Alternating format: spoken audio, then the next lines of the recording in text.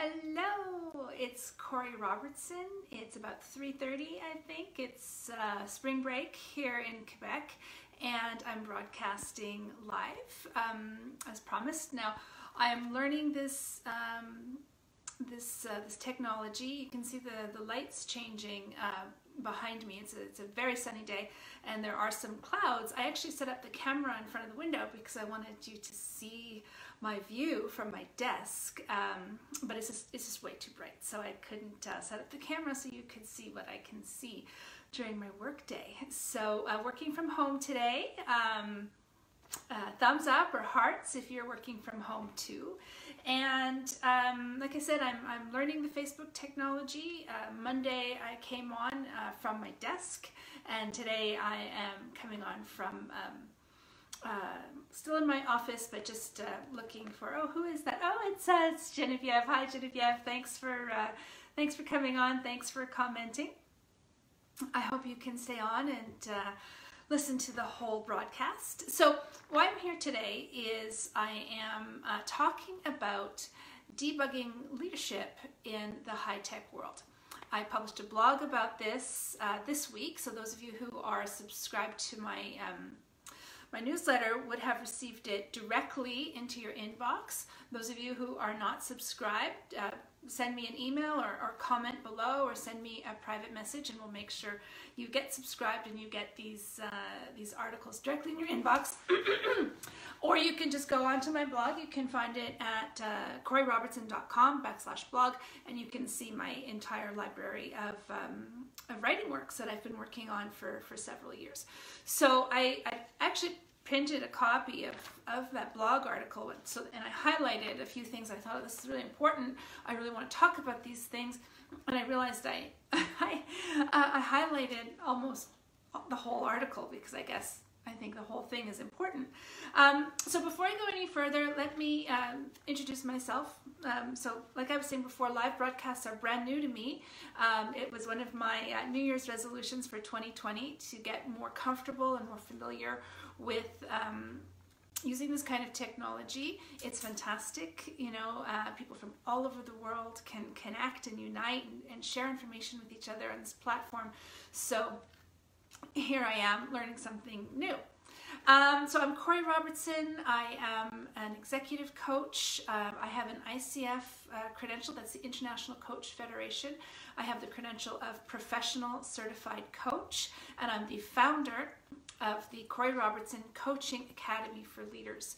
And what we do with this academy is we train managers and aspiring leaders and experienced leaders to be coaches within their own companies. Isn't that amazing? There are so many coaches like myself who are working within organizations and helping people transform their potential to performance. And I think it's time in 2020 now, and the decade to come, for employees to learn coaching skills themselves. It's time to have a bench of coaches within your company so that employees can go to each other for coaching, and that managers and leaders can use coaching as a leadership style. So my program is accredited by the ICF, so graduates actually finish with a professional qualification. They will be certified leadership coaches, and they will have a great skill set for managing performance within the organization and helping people really be, my tagline, alive from 9 to 5. So back to the blog. So the blog is entitled Debugging Leadership in the High-Tech World. And what I wanted to do here is have a look at some of the workplace issues, that are prevalent everywhere, but especially prevalent in high tech. And part of the reason why high tech is unique and has some sort of challenges on steroids, if you will, is because of the speed of change, the speed of reinvention that is going on in the tech industry. Now, there are many tiers of tech. There are the people who actually create and invent the new technology. That's one branch. There are the people who facilitate getting that new technology out to users, individuals and businesses. And then there are the people who use new technology like myself, learning how to use live broadcasts like this one today. So it's really something that is, nobody can escape from it, but the people who are actually with their hands in there every day, they are working so hard. The speed of change, the pace of work is unrelenting and demanding. So when everybody is focused on the deliverables, getting the work done and delivering on time and on budget, it's very easy to overlook the importance of being able to talk about things that aren't working. In this time when reinvention is happening, at the speed of light, just about, it can be scary for employees to stand up and say, wait a second, this isn't working, or this isn't working the way it used to. Or perhaps there are people who are not as accountable as they should be to their workload, or something that's happening is unfair. And so what happens is people just shut up, they put their heads down and they do their work. I'm saying one of the important things for you, the leaders, is to open your eyes and be aware that these things happen. People silence themselves. They don't think they're allowed to bring up anything other than, the project. Are we on time, or are we, who just came on? Shaladi? Hi, I'm sorry, I don't have my glasses on, so I'm having a hard time seeing the names coming up. But hi, welcome, thank you for being here. And I'm just, for those of you who are just coming on, I'm just saying that it's a real problem in organizations where silence is part of the culture, where we don't talk about things other than the deliverables being on time and on budget. You have to be able to create an environment, carve out space to have conversations that are sometimes called, difficult conversations, or even courageous conversations. You have to reward people for being brave enough to bring these topics up, for being able to say, hey, this is bothering me. I want to try something new, or, my colleague's not carrying his weight, or I'm exhausted, or I have the flu, I have to go home. It's important to be able to create that kind of environment where that's allowed. Now, many of my clients, I do have a lot of clients in high tech and outside of high tech, and I haven't met one yet. And if I were to tabulate how many coaching conversations I've had, it comes into hours, thousands and thousands of hours of coaching. Nobody has ever said to me, Corey, my door is closed and nobody's allowed to talk to me, right? Nobody has ever said, I don't want to hear from my employees. All leaders believe they have an open door policy, and all leaders believe that they are open to hearing feedback and hearing things that might not always make them happy. But if you have an there's some happy faces coming up. Thank you very much. Thank you for those. It's important to be able to look at the mirror and say, you know what? It's true. I don't have people, always being very honest with me. I don't have people who are always bringing up topics that maybe took them some courage to bring up. So that was an important part of my blog, was talking about that issue and encouraging you, the leaders, to be able to create space for these kinds of conversations. Now, I hear you. I get it. You're probably thinking, I don't have time for sob stories. I need people to come to work. I need them to be accountable. I need them to get the job done. And I agree. I'm not saying we're going to take that away. What I'm saying is you need to open up a communication style, a communication culture where conversations can happen. So I propose, and this is what I teach in the Coaching Academy, is that you use what's called the coach approach, or a coaching conversation model.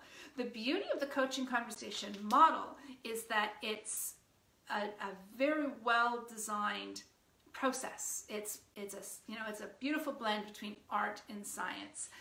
It can be done incredibly quickly. When I was in my coach training, I trained with, I did my first qualifications where I actually did my training to earn my professional certified coach credential. I did it with an organization called Coach U. and at Coach U, they taught a skill set called laser coaching. So this was using the coaching conversation model, and at the same time being able to do it in a very targeted and precise way, so that it's not a conversation that needs to take 3 hours. A laser coach conversation can take 5 minutes. But like I said, it's a model, it's a process, and it's a process that works. It's very, very powerful for giving constructive feedback, for setting goals, for managing workload and priorities, for having conversations where emotions might run high. The coaching conversation model that I teach is always what I call future focused. So we always want to look at how do we create the better future state. So how do we look into the future and build, right? They're constructive conversations that go about building a better future. You know, there's a model for that as well. It's called appreciative inquiry, building on what works. So for those of you who tuned in late, I am Corey Robertson. I'm a professional certified coach, and I'm the founder of the Corey Robertson Coaching Academy for Leaders. I just saw a thumbs up. Thank you very much for that. I love it. And I really appreciate that you're taking the time to listen. Now, as I'm speaking, please feel free. Now, I'm recording this on my my iPhone, so I can't actually see right now the questions that are coming up. If you can tell me how, teach me as I go along, I'd be more than happy. I'm also looking for feedback on, how do you like the background? How do you like the framing? How do you like the content? Do you have questions? Do you have comments? Put them in the comment section, and let's open up a conversation.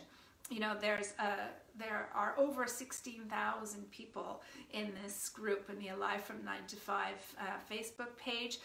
So feel free to jump on and let's open up a conversation with this large and growing community. So this is what I was talking to you about, was the debugging leadership in the high-tech world.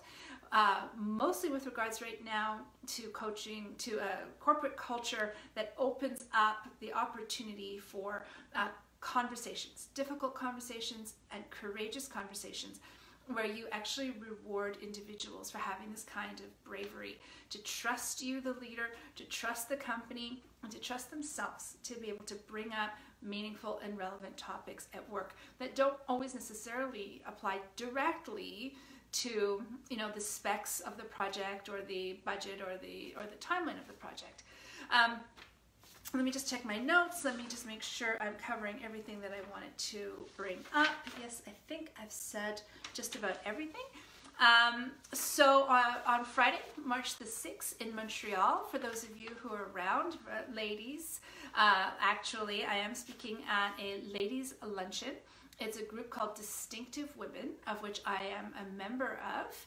And the luncheon, if you go to, I'll put the information on this page. If you would like to buy tickets, get them pretty much today or tomorrow morning. There's still a few seats left, where I will be talking about managing workload and priorities. So it is a ladies group, so it's for ladies only, but ladies, those of you who are coming, you will be able to sign up for the slide deck and the workbook, of course, which you will be able to bring back to work and use it right away. So that's Friday, March the 6th. The group is called Distinctive Women, and the luncheon is taking place from 12 to 2 in Montreal. Details will be on this post. And last time when I spoke to you on Monday, I gave you a little assignment. For those of you who were there, you'll remember that I gave you the assignment of practicing constructive feedback. So if you tried it, I'd love to know how it went. For those of you who missed it, what I was suggesting is that you use the coach approach to constructive feedback, which is when you have to give somebody some information to sort of erase the term constructive criticism from your vocabulary. When people hear the word criticism, I have some criticism to share. Oh, it's constructive, but it's still a criticism. People go on the defensive. That word, that whole vibe just shuts people down. So when you have constructive feedback, what you're doing is you're sharing information. It's just information, and it's done in a way, think of it constructive. Think of the word, to construct. It's to build. You want to always build people up when you give them feedback. Of course, people make mistakes. Of course, you have to correct them, but you have to do it in a way that builds on strengths, that builds on qualities, and puts people in a future forward direction. So here I am now. Where do you want me to be? What happened? How do I build on it? What does it look like when it's better? What does it look like when it's something that you're going to be satisfied with? Be very clear about those details. So let me know how it goes. Try it out. It's very powerful. It doesn't take any extra time than constructive criticism. It actually saves you time, because what happens is people are receptive to your feedback. They try it out. It works. And it builds trust. It builds trust between the both of you, and it raises everybody's ability to hold themselves accountable and for you to hold them accountable to what they're responsible for. So I'm going to sign off there. Thank you for coming back. Thank you for sitting in on this live broadcast, and I will look forward to seeing you again. So my blog comes out once a week. Like I said, you can go directly to the blog and find it. My blog is full of information. I have been writing for years and years and years on the topic of the coach approach for leaders. I write a ton on culture, and I give a ton of advice on how to use coaching as a leadership style. You can always book a call with me on my website. You'll see you have access to my calendar. You can book a conversation with me. It's called a virtual coffee. That's at www.coreyrobertson.com. You can leave me a comment here. I'm going to go have a look after I sign off and read your comments and answer them. I keep an eye on the feed, so even if you write to me later in the week or next week, I will see it. So thank you again. Once again, I am Corey Robertson, professional certified coach and the founder of the Corey Robertson Coaching Academy for Leaders. Thank you for being a part of this community, and I look forward to connecting with you soon. Have a great Wednesday afternoon. Bye now.